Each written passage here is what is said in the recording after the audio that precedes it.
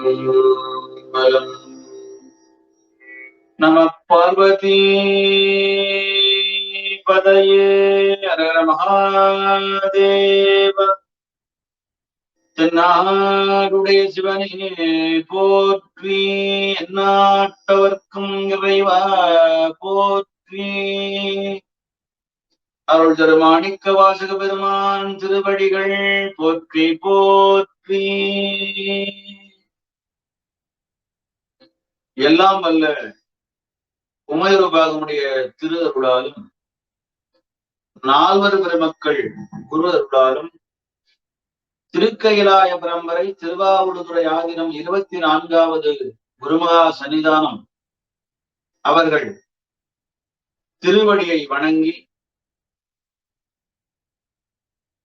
மாணிக்க வாசக பெருமான் அருளி செய்த திருப்பள்ளி எழுச்சி 6வது திருப்பாடல். பப்பர வீற்றிருந்து உணரும் நின்னடியார் பந்தனை வந்தருத்தாரவர் பலரும். பப்பர வீற்றிருந்து உணரும் நீனடியார் பந்தனை வந்தருத்தார் அவர் பலரும். மைப்பொரு கண்ணிய மானுகத்து இயல்பேமை பொரு கண்ணிய மானுகத்து இயல்பே வணங்குகின்றார் அணங்கில் மணவாளா. வணங்குகின்றார் அணங்கு மணவாளா. செப்புரு கமலங்கள் மலரும் தன்வயல் சூழ். செப்புரு கமலங்கள் மலரும் தன்வயல் சூழ். திருப்பெரும் தூரை ஊரே சிவபெருமானே. செப்புரு கமலங்கள் மலரும் தன்வயல் சூழ். திருப்பெரும் தூரை ஊரே சிவபெருமானே. இப்பிறப்பு அறுத்து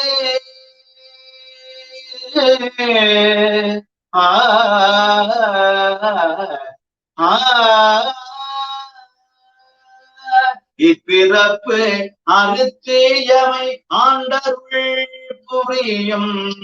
இப்பிறப்பறுத்தமே ஆண்டருள் புரியும். எம்பெருமான் பள்ளி எழுந்தருளாயே. இப்பிறப்பறுத்தமை ஆண்டருள் புரியும். எம்பெருமான் பள்ளி எழுந்தருளாயே.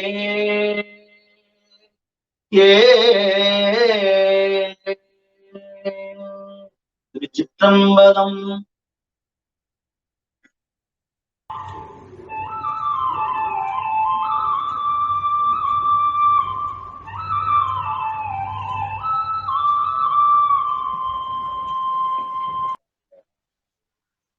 சிவா திருச்சிற்றம்பலம். தில்லையம்பலம். தென்னாடுடைய சிவனை போற்றி, எந்நாட்டவருக்கும் இறைவா போற்றி. ஏகம்பத்துறை எந்தாய் போற்றி, பாகம் பெண்ணூறு ஆனாய் போற்றி. பராய்த்துறை மேவிய பரனை போற்றி, சிராப்பள்ளி மேவிய சிவனை போற்றி. தென்தில்லை மன்றினுளாடி போற்றி, இன்றனக்காரமுது ஆனாய் போற்றி.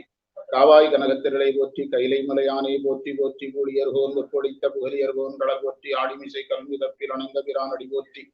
வாடி திருநாவலூர் வந்தொண்டர் பதம் போற்றி. ஒளிமொழி திருவாத ஊரத்திருத்தாள் போற்றி போற்றி. கைலாய பரம்பரையில் சிவஞான போதனை காட்டும் வெண்ணை பயில் வாய்மை மெய்கண்டான் சந்ததிக்கோர் மெய்ஞான பானுவாகி புயலாரும் பொழில் திருவாவடுதுறை வாழ் குரு நமச்சிவாய தேவன் சைலாதி மரபுடையோன் திருமரபு நிறுவடி தலைகமாகோ. சமயக்குறவர் சந்தானக்குறவர் திருவடிகள் வணங்கி நாம் நம்முடைய வகுப்பை தொடங்கலாம். எல்லாம் வல்ல ஞானமான நடராஜ பெருமான் திருவடிகள் வணங்கி ஒப்பிலாமலைமை கோமித்தீஸ்வரர், வாருணாம்பிகை உடனமர் குண்டீஸ்வரர், மங்களாம்பிகை உடன் மகிமாலீஸ்வரர், முக்கண்ணி அம்மை உடனமர் முக்கண்ணப்பர் திருவடிகள் வணங்கி குரு முதல்வர் வாழ்த்து சொல்லி நம்முடைய பாடப்பகுதியை தொடங்கலாம். நம்முடைய பஞ்சாக்கர தேசிகர் மாலையில் 7வது மந்திரம் தேராத நெஞ்சும் தெளியாத சிந்தையும். கடந்த மந்திரத்தை சிந்தை பார்த்தோம்ல, தெளியாத சிந்தையும் தேங்கி இன்பம் ஊறாத கண்ணும் ஒளியா கவலையும் உன்புகளே கூறாத நாவும் எனக்கே தகும் என்று கூட்டினையே. எதெல்லாம் சாதனத்துக்கு பயன்படாதெல்லாம் அதெல்லாம் எனக்கு கொடுத்தீங்கன்னு சொல்றாரு முனிவர். கூட்டினையே சீராது அருள் செய்யும் தேவே பஞ்சாக்கர தேசிகனே என்று பஞ்சாக்கர தேசிகர் மாலையை சொல்லி, அதுபோல திருக்கையிலாய பரம்பரை மெய்கண்ட சந்தானம் பரம ஆச்சாரியார் சிர்லேஸ்வரி 24வது குருமகா சன்னிதானம் அவருடைய திருவடிகளை மனமொழிமைகளால் வணங்கி குருமணி மாலை என்ற நூலில் நாம் 16வது மந்திரத்தை சொல்லுவோம். வைத்தேன் மனத்து உன்னை வைத்தேன் உண்மையாம் மெய்த்தவத்தை போற்றி விரும்புகின்றேன், பொய்த்தவங்கள் தம்மை சாராதிருக்க வைப்பாய், பின் நின்னருளால் அம்மைக்கும் வழியறிந்தேன் வாழிக வாழ்க நீ என்று குருமகா சன்னிதானவருடைய திருவடிகளை வணங்கி, தம்பிரான் சுவாமிகள் திருவடிகள் வணங்கி, ஈரோடு திருமுறைக் கழகம் தொண்டர்சீர் வருவார் சம்பந்த சரணாலயடிகள் திருவடிகள் வணங்கி, என்னுடைய தீட்சா குருநாதர் ஞானநெறி காட்டிய குருநாதர் திருவடிகளை வணங்கி, குருவிடத்திலும் திருவிடத்திலும் இப்பணி செய்ய உடல்நலம் மாணவர்களும் ஞானத்தெளியை விண்ணப்பித்து, அடியனுடைய வித்யா குரு இயக்குனர் ஐயா அவர்களுக்கு வணக்கம் சொல்லி, ஆதினம் புலவரையா அவர்களுக்கு வணக்கம் சொல்லி, திருவிடைமருதூர் பள்ளியினுடைய தலைமை ஆசிரியர் தமிழாசிரியர் ஆசிரியர் பெருமக்களுக்கு வணக்கம் சொல்லி, இந்த தொழில்நுட்ப பணியில் இருக்கின்ற ராஜேஷ் ஐயா அவர்களுக்கு வணக்கம் சொல்லி, அதுபோல ஈரோடு கரூர் உடுமலை மைய அமைப்பாளர்கள் மாணவர்கள், பிற மைய பேராசிரியர் அமைப்பாளர்கள் மாணவர்கள், அடியார் பெருமக்களுக்கெல்லாம் வணக்கத்தை சொல்லி நம்முடைய பாடப்பகுதியை தொடங்கலாம். இன்று நம்முடைய பாடப்பகுதியாக இருப்பது 6வது மந்திரம், பப்பர என்று தொடங்குகின்ற மந்திரம். நாம் நேற்றைய தினம் அந்த 5வது மந்திரத்துக்கு பார்த்த அதனுடைய தொடர்ச்சி நமக்கு தெரியணும். 10 மந்திரத்துக்கான தொடர்ச்சியும் ஒவ்வொரு மந்திரத்திற்கு வேண்டும். முதல் மந்திரத்துல சாதனம் இறைவனுடைய அருள் பார்வை, அருள்முகம், அப்படிதானே முதல் மந்திரத்தில் பார்த்தோம். 2வது மந்திரத்தில் துரோதானம் சுத்தியாகி அருள் சக்தி தோன்றுதல், ஆன்மா அனுபவித்தல். 3வது மந்திரத்தில் ஆன்மாவினுடைய பல்வேறு பக்குவங்கள், ஆன்மா தன் செயலுக்கு இறைவனுக்கு ஒடுங்குதல், இறைவனிடத்தில் திருவடி காட்டுங்கன்னு கேட்கிறார். 4வது மந்திரத்துல திருக்கூட்டத்தினுடைய பொதுநிலை, 5வது மந்திரத்துல திருக்கூட்டம் விரிவாக பேசப்படுகிறது. 4வது மந்திரத்துல வர்றவங்களை எல்லாம் நம்ம திருக்கூட்டமா எடுத்து அதிலேயே கடைசியில துவழ்கையர், தொழுகையர், அழுகையர் இவர்கள் எல்லாருமே ரொம்ப மிகு பக்குவப்பட்ட அடியார்களாக பித்து பத்தர்களாக இருக்கிறத நம்ம பார்த்தோம். அவர்கள் திருக்கூட்டம். அடுத்த மந்திரத்துல திருக்கூட்டத்தை விரிக்கிறாரு. அடுத்த மந்திரத்துல குருவும் இருக்கிறாரு, சங்கமும் இருக்குது, லிங்கம் இருக்குது என்று நேற்றைய மந்திர பகுதியில் நாம பார்த்தோம். இப்போது நம்ம 6வது மந்திரத்தை பார்க்க போகிறோம். பப்பர வீட்டிருந்து உணரும் நின் அடியார். பப்பர என்பதற்கு நாம் என்ன பொருள் படித்திருக்கிறோம் இதுவரைக்கும்? பப்பர என்பதற்கு பரபரப்பு அற. அதற்கான வேறு விளக்கம் வரும்போது நம்ம யோசிக்கிறோம்ல, அதுக்கு பண்டார சாஸ்திரம் ஒண்ணுதான் கை கொடுக்குது. பெரிய ஆச்சரியம். நீங்க உலக அதிசயமாக கூட இதை எடுத்துக்கலாம், சைவ உலகத்தின் அதிசயமாக கூட எடுத்துக்கலாம். பண்டார சாஸ்திரத்துல உபதேச பக்ருடைன்னு ஒரு நூல் இருக்கு. 14 நூல்கள் பேரை முதல்ல பழகுங்க. யாராவது 14 நூல் பேரையும் சொல்லி எழுதின ஆசிரியர் பேரையும் சொல்லிட்டீங்கன்னா பரிசு. புரியுதா? 10 நூல் அம்பலவான தேசிகர் வந்துருவாரு. அதற்கு பிறகு சுவாமிநாத தேசிகர், வேலப்ப தேசிகர், தட்சிணாமூர்த்தி தேசிகர் என்ன எழுதினாங்க ஞாபகம் வச்சா போதும். புரியுதா? அது அவங்க பேரையும் சொல்லி நூலையும் சொன்னா பரிசு கொடுத்துடலாம். இதுல இப்ப என்ன நூல் சொன்னேன்? உபதேச பக்ருடை அப்படிங்கிற நூல்ல பதைப்பரன்னு ஒரு வார்த்தை இருக்கு. தட்சிணாமூர்த்தி தேசிகர் எழுதிய நூல். புரியுதா? தட்சிணாமூர்த்தி தேசிகர் எழுதிய நூல். அதில் என்ன இருக்குங்கிறத சொல்றேன். என்ன இருக்குங்கிறத பாருங்க. பதைத்த செயலால் தவநெறிக்கு மாறாக செல்வாய். பாருங்க, பப்பு உன்னிடத்தில், பப்புன்னு என்ன அர்த்தம்? பரபரப்பு உன்னிடத்தில் இருந்தால் நீ தவத்துக்கு மாறாக சென்று விடுவாய். அந்த நூல்ல சொல்லி இருக்குது. யாருகிட்ட நேர்ல பேசுறாங்க அந்த நூல்ல? குரு கிட்ட மாணவர் நேரடியா பேசுறதுதான் இடம் தான் அந்த இடம். குரு கேட்க சீடனுக்கு சொல்லி கொடுப்பாரு. உனக்கு பப்பு இருந்துச்சுன்னா, பப்புன்னு என்ன அர்த்தம்? பரபரப்பு இருந்துச்சுன்னா நீ தவநெறிக்கு மாறா போயிருவ. அதுல இருக்கிற குறை உனக்கே தெரியாது. அதுக்கும் யாருதான் வந்து சொல்லிக் கொடுக்கணும் உனக்கு? அதுக்கும் குருவா இருக்கிற நான் தான் வந்து சொல்லிக் கொடுக்கணும். பதைப்பு போகணும்னா நீ சிவமாம் தன்மை பெறணும். அப்ப பப்பரனா என்ன தன்மை அடைந்திருக்கிற இடம்? அதுதான் நம்ம இவ்வளவு நேரம் அந்த சித்தாந்தத்தை கொண்டு வரும். சிலருக்கு அது வந்து ஓவர்லோடு, ஹெவி அப்படின்னு தோணலாம். ஆனா நீங்க சிவமாம் தன்மைக்கான இடமால அது இருக்குது பப்பரங்கிறது. அதுவும் அதையும் நான் தான் உனக்கு சிவமாம் தன்மையை யார்தான் தரணும்? குருவாகிய நானே தரணும். நானே கர்த்தா என்ற நீ. அதுக்கு மாணவர் பதில் சொல்றாரு, சாமி நான் பப்போடனா பரபரப்போட நானே கர்த்தான்னு ரொம்ப நாளா நினைச்சிட்டு இருந்தேன். எனக்கு என்ன ஞானம் ஓங்கிட்டு? பசு ஞானம், பாச ஞானம் போச்சுது. தத்துவ சுத்தியினால் பாச ஞானம் போனது, ஆன்ம சுத்தியினால என்னது எனக்கு பசு ஞானம் வந்து பாச ஞானம் போன பிறகு பசு ஞானம் ஓங்கிட்டு. அதற்கு பிறகு நீங்க வந்து எனக்கு இந்த நிலையை நீங்க கொடுத்தீங்க. நிர்மல துரியம் பேசணும்ல நேற்று கடந்த வகுப்புல. நிர்மல துரியத்துல அந்த நிர்மல சாக்கரம், நிர்மல சொப்பனம், நிர்மல சுளுத்தில அவத்தைகள் நிகழாது. ஏனென்றால் ஆன்மா என்ன சொல்லும்? நான் பதி சொல்லும். அந்த அந்த அந்த நான் பதிங்கிறது இருந்தா பப்பு இருந்துகிட்டே இருக்கும். பப்புன்னா பரபரப்பு இருந்து கொண்டே இருக்கும். நானே கர்த்தா என்று நினைத்தேன். நல்ல வேளை நீங்க என்னைய சரியான நேரத்துல காப்பாத்திட்டீங்கன்னு யார் சொல்றா? சீடர் சொல்றா. புரியுதா? இப்ப பப்பர என்பதற்கு பதைப்பற என்று பண்டார சாஸ்திரத்துல இருக்கு. இதே மாதிரி இன்னொரு இடத்துல இருக்குன்னு சொல்லுங்க. பண்டார சாஸ்திரம் அல்லாத ஒரு இடத்துல இருக்குதுன்னு சொல்லுங்க அப்படின்னா இருக்கலாம். நீங்க ரொம்ப தேடணும். ஆனா பண்டார சாஸ்திரத்துல மிக எளிமையா சொல்லியிருக்கிறாங்க. பப்பர என்பதற்கு பண்டார சாஸ்திரத்துல உபதேச பக்ரோடையில 153வது வரியில அதுல இருந்து இது பேசப்பட்டிருக்கிறது. 153வது வரியில இருந்து பதைப்பறங்கிற வார்த்தைக்கு விளக்கம் இருக்கிறது. இந்த பரபரப்பு நீங்கிட்டுன்னு சொன்னதுனாலயே துரோதானம் மாறி துரோதான சுத்தி ஆயிற்று என்று பொருள்.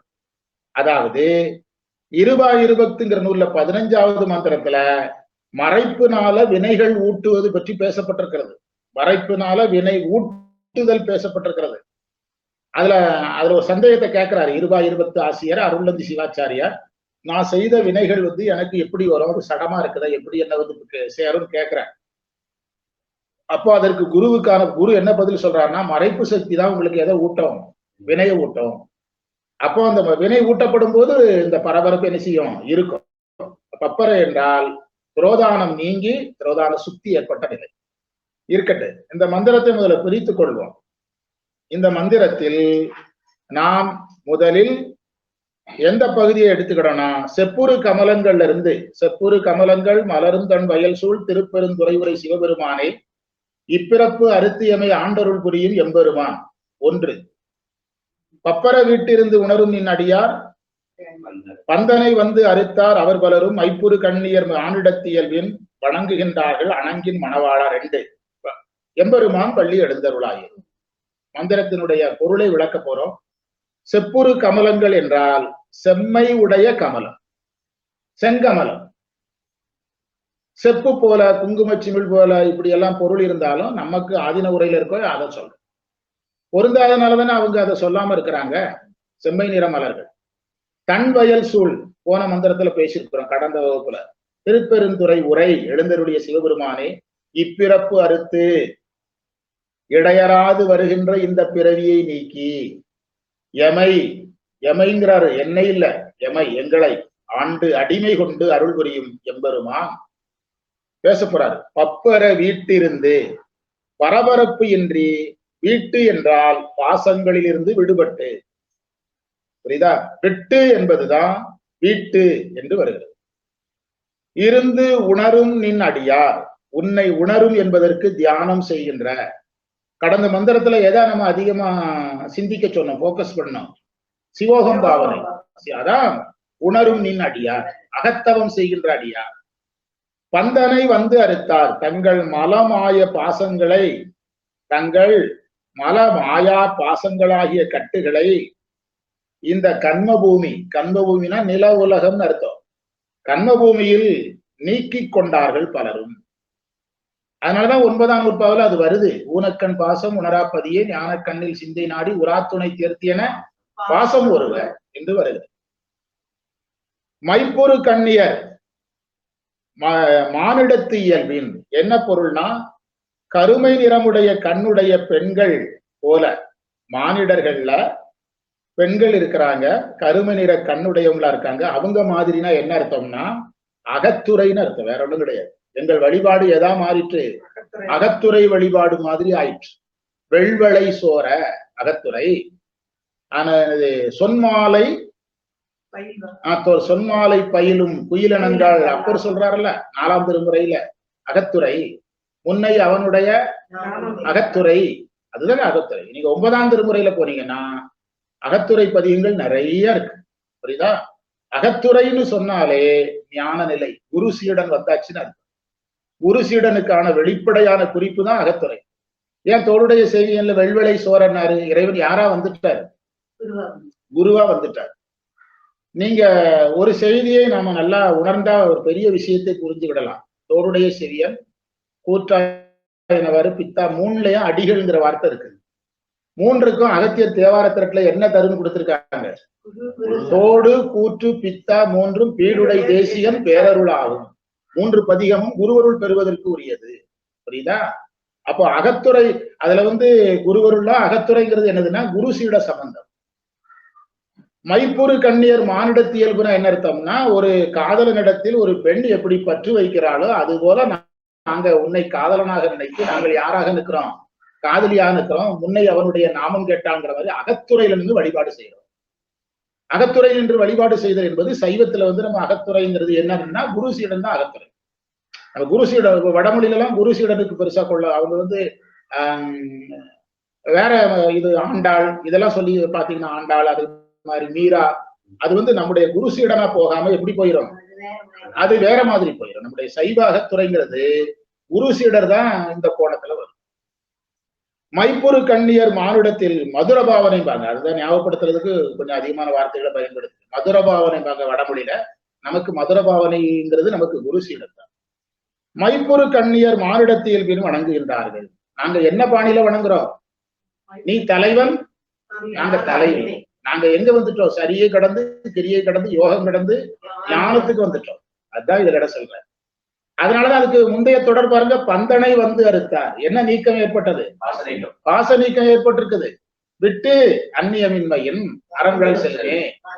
ஆமா, பாத்தீங்களா? வந்து பந்தனை வந்து அறுத்தார். வந்துன்னா இந்த பூமியில பிறந்து அணங்கின் மணவாளா, அது அந்த தொடருக்கு அதுக்கு பொருத்தம் பாருங்க. அவன் தலைவன், நாங்கள் தலைவி. அதே மாதிரிதான் நீங்களும் உங்க குடும்பமும் அப்படிதான் இருக்கு. நீ தலைவனாக இருக்கிற, அம்மா யாராக இருக்கிறாள்? தலைவியாக இருக்கிறாள். காஞ்சி புராணம் எல்லாம் அம்மை இறைவனிலிருந்து வெளிப்பட்டு பூஜை பண்றதை பார்க்கிறோம் அல்லவா காஞ்சி புராணத்துல. ஏன் மீனாட்சி ஒரு தலைவியாக இறைவனை அடைகிறாள். அதே மாதிரி நிறைய திருக்கல்யாணங்கிறதே அந்த இடத்துல தானே வருது. ஆமா, நம்ம பார்க்கிறோம்ல, திருக்கல்யாணங்களும் அந்த செய்தி தானே சொல்லுது. செப்புரு கமலங்கள் அதெல்லாம் பொருள் பார்த்திருக்கிறோம். எம்பெருமான் பள்ளி எழுந்தருளாகிய மந்திரத்தின் பொருளை தொகுத்து பார்க்கிறோம். செம்மனருடைய செம்மங்கலங்கள் மலரும் குளிர்ச்சியான வயல்கள் சூழ்ந்த திருப்பெருந்துறையில எழுந்தளிக்கிற சிவபெருமானே, இந்த பிறப்பை அறுத்து இடையராது வருகின்ற இந்த பிறவி, குறிப்பா இதுக்கு பிறகு பிறவி வரக்கூடாதுன்னு அர்த்தம். அந்த ஈ என்ற சுட்டெழுத்துக்கு என்ன அர்த்தம்னா, பிறவி இதோட முடியணும், புரியுதா? இந்த பிறவி இதோட முடியணும். இப்ப நீங்க உங்க பையனை சொல்றீங்க, நீ வெளியே கிரிக்கெட் விளையாட போற, இன்னைக்கு மட்டும் விளையாடுறேன்னு சொல்றான் பாத்தீங்களா? அந்த மாதிரி இன்றைக்கு மட்டும் நீ விளையாடி விடலாம்னு சொல்ற மாதிரி, இன்றைக்கு மட்டும் விளையாடி கொள்ளுகிறேன்னு சொல்ற மாதிரி, இப்பிறப்பு என்பது இந்த பிறவி எனக்கு எதோட முடியட்டு, இதுக்கு பிறகு பிறவி வரக்கூடாது. அதான் இப்பிறப்புங்கிறது சுட்டெழுத்து. அறுத்து என்னை அடிமை கொண்டு அருள் செய்கின்ற எங்கள் தலைவனே, பரபரப்பெல்லாம் விட்டு உணர்கின்ற உன்னுடைய அடியவர்கள் பந்தத்தை இந்த பூமியில பிறந்து நீக்கிக்கிட்டாங்க. நாங்கெல்லாம் அவங்க எல்லாம் எப்படி வழிபாடு செய்யறாங்கன்னா, தலைவன் தாலை பாவரை என்று சொல்லக்கூடிய அகத்துறை நிலை நின்று வழிபாடு செய்யறாங்க. நீயும் அதே மாதிரிதான் அம்மையப்பரா நிற்கிற, நீ எழுந்தருள்க என்று வேண்டுகிறார்கள் என்று பார்க்கிறோம். இந்த மந்திரத்தினுடைய கருத்துரையும் அந்த மந்திரம் அளவுக்கு பெருசாக இருக்குது, மந்திர உரை அளவுக்கு பெரிதாக இருக்கிறது. வாசிக்கிறது. அமைதியே வடிவாக மனதில் சலனமின்றி பேரின்ப நிலையில் இருக்கும் ஞானிகள் பலரும் பசு புண்ணியத்தால் மேல் உலகத்திற்கு போயிட்டு வினையினால போகங்களையெல்லாம் நுகர்ந்து அங்கு பிறவினோர் தீர்க்க முடியாதாலே இங்க பிறக்கிறாங்க. தவம் செய்தார், தவலோகம் சார்ந்து பவம் செய்து 8ஆம் நூற்பாவில் ஒரு வெண்பா இருக்கு.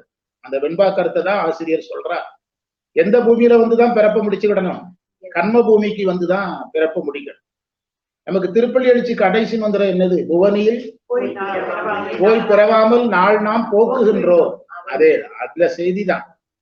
பசுகுண்டியத்தால மேல் உலகத்துக்கு சென்று வினையால் போகம் நுகர்ந்து அங்கு பிறவினை தீர்க்க முடியாதாலே இங்க வந்து பிறக்கிறாங்க. மீண்டும் இந்த கர்மபூமியில் பிறந்து பாச நீக்கம் பெற்றார். அதான் சிவஞான போதத்துல வெண்பா தவம் செய்தார், தவலோகம் சார்ந்து பவம் செய்து பற்றறுப்பாராக தவம் செய்த சாதியில் வந்து என்று சிவஞான போதத்துல வெண்பா இருக்குது. மக்கள் இயல்பில் காதலனை பிரிந்த பெண்கள் போல், அதான் எனது மைப்புறு கண்ணியர் பெண்கள் போல் சன்மார்க்கராய் விளங்குகின்றனர். பாத்தீங்களா, மதுர பாவனை அல்ல, என்ன மார்க்கம்? சன்மார்க்கராய் குரு சீட சம்பந்தம் விளங்குகின்றனர். இப்போ ஒவ்வொரு மந்திரமா செப்புங்கிறதுக்கு செம்மை நிறம். தமிழ் இலக்கணத்துல பூ என்ற எழுத்து பண்பு பெயர் விகுதி. செப்பு என்ற சொல்லில் இருக்கின்ற கடைசி எழுத்தை தமிழ் இலக்கணத்துல பண்பு பெயர் விகுதின்னு சொல்லுவாங்க. அதனால நீங்க இதற்கு பண்பு பொருள் தான் சொல்லணுமே தவிர வேற பொருள் சொல்லக்கூடாதுன்னு அர்த்தம். புரியுதா? நீங்க குங்குமச்சிமிழ் மாதிரி இருந்தது அப்படி இருந்த கதையெல்லாம் சொல்லக்கூடாது. அங்க பண்பு பெயர் விகுதி வந்திருக்குது.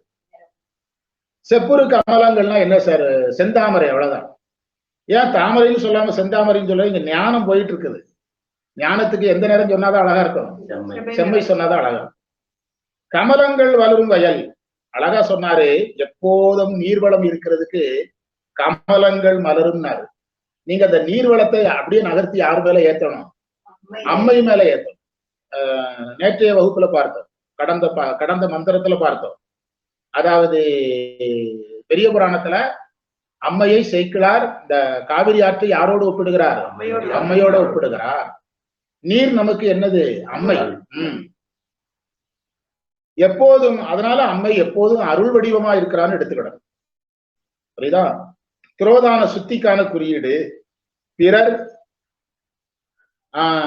அதாவது வேறு சிலர் இதுக்கு உரை சொல்லும் போது இந்த தாமரைகள் மலர்ந்து சிவபெருமானுடைய திருவடியை நினைவூட்டுதுன்னு சொல்றாங்கிறாரு. அது உங்களுக்கு பொருத்தமா இருந்தாங்க இந்த செய்திகளை ஏற்றுக்கொள்ளலாம். அடுத்து அணங்குங்கிறதுக்கு பொருள் சொல்றார். அணங்கு அம்மை. உமையலாது உருவம் இல்லை. சிவபெருமானுக்கு உருவமே யாருதான்? அம்மைதான். இறைவன் எண்குணத்தனாக இருக்கிறான், பரசிவமாக இருக்கிறான். அவன் உருவத்துக்கு வரும்போது அருளையே திருமேனியாக கொள்ளுகிறான். அப்ப அவனுடைய உருவம் என்னதுதான்? அம்மைதான். உமையுடன் கூடி திருவுருத்தாங்குவார். அதனாலதான் அணங்கின் மணவாளா என்று சொன்னார். அம்மைதான் சிவபெருமானுக்கு உருவம். அப்ப அதற்கான பிரமாணங்களை நம்ம பார்க்கணும். இந்த இடத்துல நம்ம அப்படியே விட்டுட்டு போயிட்டோம்னா, உங்களுக்கெல்லாம் நீங்க எல்லாம் பெரிய சித்தாந்திகளா இருக்கிறீங்க, உங்களுக்கு தெரியும். ஆரம்ப நிலை, என்னை போன்ற ஆரம்ப நிலை மாணவர்களுக்கு தெரியணும்ல. அப்ப அதுக்கு பிரமாணங்களை கொடுத்தா அவங்க என்ன செய்வாங்க? அந்த நூல்கள்ல போய் என்ன செய்வாங்க? பார்ப்பாங்க. அதுக்காகத்தான் நம்ம பிரமாணம் கொடுக்குறோம். புரியுதா? உண்மை விளக்கத்துல 38வது மந்திரத்துல ஏன் உண்மை விளக்கத்தை சொல்றோங்கிறத மறந்துடக்கூடாது. நாம படிச்ச மந்திரம், பல முறை பாடசாலையில படிச்சது. பறை இடமாக நின்று, இறைவன் இருக்கிற இடமே பறைதான். பறைனா அருள். பஞ்சாக்கரத்தால், பஞ்சாக்கரமும் அருள் தான். உரை உணர்வுக்கு எட்டா ஒருவன் சொரூப சிவன். வரைமகள் தான் காண என்ன சிவனாகிறாரு? தடத்த சிவனாகிறாரு. காணும்படியே கருணை உருக்கொண்டு, கருணையே உருவமாக கொண்டு. இறைவனுடைய உருவம் யாரு? கருணை, அம்மை உருவம் உண்டு, அருளே உரு.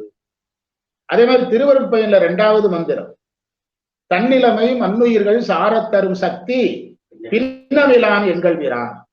திருவருட்பயன்ல ஒரு மந்திரம், 2வது மந்திரம். சிவப்பிரகாசத்துல 2வது மந்திரம். இது எல்லாமே பாடசாலையில் நடத்தினது. பரந்த பராபரை என்று தொடங்கும். அந்த மந்திரத்துல கருணை உருவாகிங்கிற தொடர் இருக்குது, அதை எடுத்துக்கொள்ளணும்.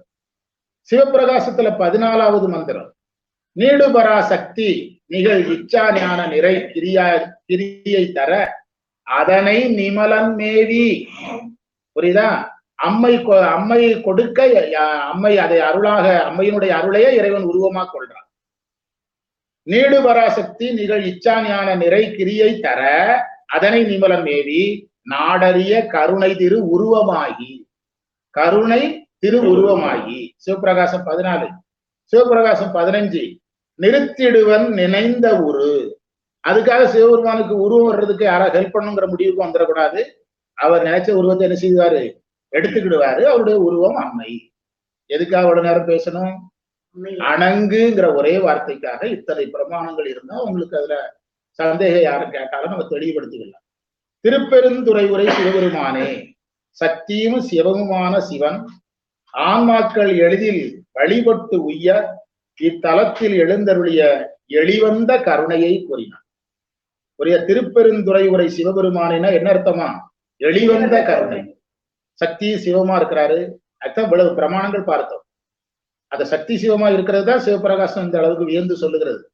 அருவமா இருக்கிறாரு, ஆனா உருவமா நமக்கு திருப்பெருந்துறை நமக்காக எளிமையான செய்றாரு வருகிறார். புரியுதா? அதே மாதிரி இதற்கு நம்ம ஒரு இந்த அம்மையப்பரா இருக்கிறது, அருவத்திலிருந்து உருவத்துக்கு வர்றது, கருணையை உருவமா இருக்கிறதுக்கு மாணிக்க வாசகருடைய சில மந்திரங்களை நம்ம பார்க்க போறோம். 17வது பதிகம் என்ன பத்து? அன்னை பத்து. அதுல 3வது மந்திரம் சொல்லுது நித்த மணாளர். நித்த மணாளர். இப்போ எதுக்கு நித்த மணாளருக்கு இந்த திருவாசகத்துக்கு என்ன சார் தொடர்பு? ஆமா, மணவாளா. என்ன சொன்னாரு? அணங்கின் மணவாளா. அதுலயே 5வது மந்திரம் பாண்டினல் நாடரால் அன்னே என்னும். அடுத்தது பாண்டினல் நாடர் பரந்தளி சிந்தையை ஆண்டு அன்பு செய்வரால் அன்னையன். பாண்டினல் நாடர்ங்கிறது இறைவனுடைய எளிவந்த தன்மை. பாண்டினல் நாடர்னு சொல்லிட்டீங்க சார், அங்க திருப்பெருந்துறை சார், அங்க திருப்பெருந்துறை, இங்க பாண்டி நாடு சார், எல்லாம் ஒண்ணுதானே. புரியுதா?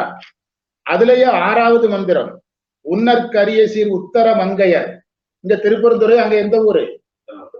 மங்கையர். மன்னுவது என் நெஞ்சில் அன்னே என்னும். மன்னுவது என் நெஞ்சில் மாலையல் காண்கிலர்.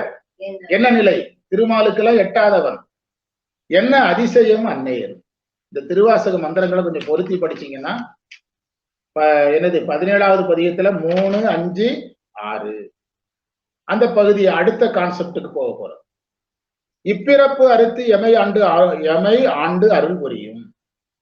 இப்பிறப்பு என்ற சுட்டு நல்லா கவனிங்க, அதை ஏற்கனவே சொல்லிட்டேன். இப்பிறப்புங்கிறதுல பிறப்புன்னு சொல்லாம இப்பிறப்புன்னு சொன்னாரு. அந்த ஈ என்பது சுட்டு பெயர். சுட்டு பெயர்னா என்னதுன்னா, இப்போ நாம் பிறந்திருக்கிற இந்த பிறப்போட இது எது என்ன செய்யணும்? முடிவுக்கு வந்துடணும். பிறவி தொடர்ந்து வருகின்றது, வருந்துகின்றேன்.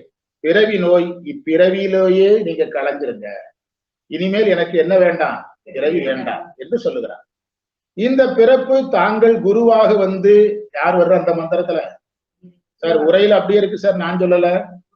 ஆமா, குருவாக வந்து. குருங்கிற வார்த்தையை உரையாசிரியர் பயன்படுத்துறது கடந்த மந்திரத்திலையும் இதுல இருந்தா உரையாசிரியர் நேரடியா பயன்படுத்துறார். இந்த பிறப்பு தாங்கள் குருவாக வந்து அடிமை கொள்ளும் தனிச்சிறப்புடையும் கிடைத்தது. அடுத்த பிறப்புல நான் அதே மாதிரி வாழ்வேன் என்றோ, நீங்க எனக்கு யாராக வருவீங்க என்றோ, குருவாக வருவீங்க என்றோ சொல்ல முடியாது. அதனால நீங்க தயவு செய்து எனக்கு இந்த பிறப்பையே இதுலயே என்ன செய்திருங்க, ஒரு முடிவுக்கு, பிறப்பை முடிவுக்கு கொண்டு வந்துருங்க அப்படின்னு சொல்றாரு. புரியுதா? அதுதான் நான் உங்கள்ட்ட காலையிலே சொன்னேன். இதுல நீங்க 8 முதல் 12 வரைக்கும் நூப்பாக பொருத்திக்கிட்டே இருக்கணும். வரிசையா வரணும்னு எதிர்பார்க்க கூடாது. ஏன்னா இது இலக்கியம். சித்தாந்தத்துலதான் எல்லாமே வரிசையா வரும். இலக்கியத்துல மாறி மாறி வந்தாலும் நீங்க அதை அனுபவிக்கிறீங்களாங்கிறது தான் கேள்வியே தவிர, அந்த நூற்பா பொருந்துதா, அந்த நூற்பா பொருந்துதா, இப்படி பொருத்தலாம்ங்கிற கேள்விக்கெல்லாம் அந்த வேலையே இல்லை. எமை, எமைன்னு ஒரு வார்த்தை இருக்குதா திருவாசகத்துல? எமை தன்போல்வார் பிறரையும் ஆட்கொள்ள வேண்டும் என்று விண்ணப்பிக்கிறார். பாருங்க, எமை நீங்க என்ன எப்படி குருவாக வந்து ஆட்கொண்டீங்களோ, தயவு செய்து எல்லாருக்கும் இதையும் செஞ்சிருங்கன்னு கேட்கிறார். யான் பெற்ற இன்பம் பெருகை வையகம் என்று கேட்கிறார். புரியுதா? இப்ப இந்த இடத்தில் உரையாசிரியர் யாரை அதிகமா முன்னிறுத்திருக்கிறார்? 2 எழுத்தை முன்னிறுத்தினார். என்ன? குரு. அது சார்ந்த சில செய்திகளை நம்ம எதுல இருந்து எடுக்கணும்? பண்டார சாத்திரத்துல எடுத்துட்டு அடுத்த பகுதிக்கு போகும். அதாவது பண்டார சாத்திரத்துல நமச்சிவாய மாலை என்ற நூலிலிருந்து நாம எடுக்க போறோம். நமச்சிவாய மாலைன்னு ஒரு நூல் இருக்குது. நீங்க பண்டார சாத்திரம் உடனே சித்தாந்தமே நமக்கு புரிய மாட்டேங்குது, இல்ல பண்டார அப்படி இப்ப நீங்க கவனிச்சீங்கன்னா உடனடியா படிக்கணும் போல தெரியும். ரொம்ப உருக்கமா இருக்கும். அதாவது திருவாசகத்துல கைமாறுங்கிற வார்த்தை எத்தனை தடவை வரும்? கைமாறுங்கிற வார்த்தை சுமார் எத்தனை தடவை வரும்? சுமார் பதிகமே இருக்கு. ஓகே, கைமாறுங்கிற வார்த்தை திருவாசகத்துல சில இடங்கள்ல வரும். ஆனால் அந்த கைமாறுங்கிற வார்த்தையை ஏன் சொல்றாரு? கைமாறுக்கு என்ன பொருள் எடுக்கணும்? அதுக்கு நீங்க படிக்க வேண்டிய நூல் ஒண்ணுதான் இருக்கு, நமச்சிவாய மாலை தான்.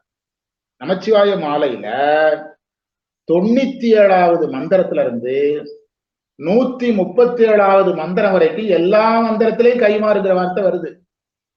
ஆமா, அப்போ சுமார் 40க்கு மேற்பட்ட மந்திரங்கள்ல என்ன வார்த்தை இருக்குது? கைமாறுங்கிற வார்த்தை 40க்கு மேற்பட்ட நூல் மந்திரங்களில் வருகிற ஒரு நூல். வேற நூல் சொல்லுங்க. இல்லை, மறந்துடாதீங்க. அதுக்குதான் என்ன படிங்கிறோம். அதுதான் இது. நீங்க பண்டார சாத்திரத்திற்கும் மற்ற நூலுக்கான வேறுபாடு என்னவென்றால், மற்ற நூல்களில் சுருக்கி சொல்லப்பட்ட ஒரு பகுதிக்கு நாம் விளக்கம் தேடுவோம். புரியுதா? அவங்க எல்லா பகுதிகளுக்கும் பண்டார சாத்திரத்துல விளக்க மாட்டாங்க. எந்த விளக்கம் அவசியமோ அதை விளக்குவாங்க. உதாரணமா நெட்டை நமக்கு பெரிய அளவுல பிற நூல்கள்ல நெட்டை சொல்லப்பட்டிருக்கோம், புரியாது. அதுக்கு நெட்டை சார்ந்த நூல்கள் பண்டார சாத்திரத்துல இருக்குது. அதே மாதிரிதான் இந்த குருவினுடைய உபகாரத்தை கைமாறு கருதாமல் செய்கிறார்னு புரிஞ்சுக்கிட்டதுக்கு மட்டும் எத்தனை மந்திரம் இருக்குது? 40க்கு மேற்பட்ட மந்திரம். அதுல ஒரு 37, இதுல ஒரு 4, 41, 42 மந்திரங்கள் இருக்கு கைமாறுக்கு மட்டும். ஒரு தடவை இந்த 42ஐயும் ஒரு செய்தியா நம்ம பதிவு செய்த ஞாபகம் இருக்குதா? போட்டிருக்கிற ஏற்கனவே ஒரு தடவை நம்முடைய தங்க வேலையா கேட்டு ரொம்ப சந்தோஷப்பட்டாரு. என்ன குருவை பற்றி ஏற்கனவே குருன்னா நான் உருகிருவேன், இதுல வேற குருவினுடைய கைமாறு கருதாம குரு செய்தாருங்கிறது 40க்கு மேற்பட்ட இடத்துல வருதுங்கிறது கண்ணீரே வந்துட்டு அப்படின்னாரு நம்முடைய கரு தங்க வேலையா. பண்டார சாத்திரத்துல ஆரம்பிப்போம். 96வது மந்திரம். என்ன நூல்? ஆசிரியர் அம்பலவான தேசிகர். ஆமா, 10 நூலுக்கு அவர் தான் அம்பலவான தேசிகர் தான். அம்பலவான தேசிகர் முதல் 96வது மந்திரத்துல இருந்து ஆரம்பிக்கலாமா? நல்லா கவனிச்சுட்டே அந்த உருக்கமா இருக்கும். தீங்கு நிகழும் இடம் நாம் போனாலும், அவர் சொல்றாரு, தீங்கு இங்க போனா எனக்கு தப்பு நடந்துரும் தெரிஞ்சு நான் போனாலும் நீ என்னைய காப்பாத்துன. நடுக்கடலில் கரையேற்றுகை உன் திருவிடம். அதேதான், நீ என்னை காத்தாய், நீ அருள்னால நீ என்னை எடுத்த, நான் உனக்கு என்ன கைமாறு செய்ய போறேன் அப்படிங்கிற. சரி, அதாவது ஃபெயில் ஆயிடுவான்னு தெரிஞ்சவனே நீங்க அட்மிஷன் போட்டீங்கன்னா தானே சார் பெரிய விஷயம். 98 மார்க் இருக்கிற 100 மார்க் எடுக்க வைக்கிறது பெரிய சாதனையா? உண்டா இல்லையா? நாங்க அரசு பள்ளியில என்ன செஞ்சோம்? நிறைய மார்க் எடுக்கிறவங்களுக்கு நாங்க அவன் தான் எல்லாம் தனியார் பள்ளிக்கு போயிடுறாங்களே. நாங்க அரசு பள்ளி மாணவர்களுக்கு என்ன மிக மிக லோ மார்க்ல இருப்பாங்க, ஆவரேஜ் மார்க்ல இருப்பாங்க. ஆனா அவங்களை என்ன செய்யறோம்? உருவாக்கலாம். ஆசிரியர் சொல்றாரு, நான் எப்படி அவரை சொல்லல, அம்பலவான தேசிகர் சாகித்யம் அடைஞ்சவர்னு இருக்குது பண்டார சாத்திரத்துல. அம்பலவான தேசிகர் சாகித்ய நிலையில் இருந்தவர், ஜீவன் முக்தர். யார சொல்லிட்டு இருக்கிறாரு? நம்மள சொல்றாரு, குறிப்பா என்ன மட்டுமே சொல்றாரு. புரியுதா? என்னதான் அவர் குறை சொல்றாரு. தீங்கு நிகழும் இடம் சென்றாலும், நான் தப்பு நடக்கிற இடத்துக்கு போனாலும் நீ என்னைய காப்பாத்த. உங்களுடைய மாணவரோ அல்லது உங்களை நம்பி இருக்கிறோ உங்க அலுவலரோ ஒருத்தர் தப்பு நடக்கிற இடத்துக்கு போனாரும், நீங்க முதல் டைலாக் என்ன சொல்லுவீங்க? அங்க போனா தப்பு நடக்குன்னு தெரியல, எதுக்கு போனாங்க அப்படி சொல்றீங்கல்ல. ஆனா குரு அதுலயும் கடந்தவரா சொன்னா, நான் உனக்கு நீ என்னை அருளால் எடுத்தாய், என்ன கைமாறு செய்ய போறேன். 97 ஞான உருவத்தை நீ எனக்கு கொடுத்த, என்னுடைய இந்த மாயா திருமேனியில என்ன உடம்பு கொடுத்தாய்? அருள் உடம்பு கொடுத்தாய், என்ன கைமாறு செய்வேன். புரியுதா? 98வது மந்திரம் பாருங்க. நிறைய பேர் இப்ப நீங்க திருமடத்துக்கு போறோம், நம்முடைய குரு முதல்வருடைய சந்நிதியில சாமி கும்பிடுறோம். நாம போய் சிவாலயங்கள்ல கேட்கிற மாதிரி அவர்கிட்ட கேட்போமா? எனக்கு வேலை கொடுக்க கேட்போமா? சொல்றாரு பாருங்க, காமிய பயிருக்காக தொழுதால் அதுவும் தந்தாய். யாரை சொல்றாரு? ஆமா, காமிய பையனுக்காக தொழுதாய் அதுவும் தந்தாய், அருள் தந்தாய், என்ன கைமாறு செய்து. பொன்னும் மெய்ப்பொருளும் தருவானை திருவும் புணர்ப்பான. அதுக்கு குஞ்சிதவதையா உரையில நிரல் நிறையாக மாற்றி பொருள் கொள்ளணும், எதிர் நிறநிலையில பொருள் கொள்ளணும் அப்படின்னு சொல்லி, பொன் தருவார் அதனால் போகம், அதுவே பொன்னும் மெய்ப்பொருள் தருவார், பொன்னும் மெய்ப்பொருளும் போகும் திருவை தருவார். புரியுதா? மெய்ப்பொருளையும் திருவையும் பொருத்தணும், பொன்னையும் போகத்தையும் பொருத்தணும். அதனால காமிய பயன் கேட்டாலும் கொடுக்கிற, அருள் கேட்டாலும் கொடுக்கிற, நான் என்ன கைமாறு செய்யறது.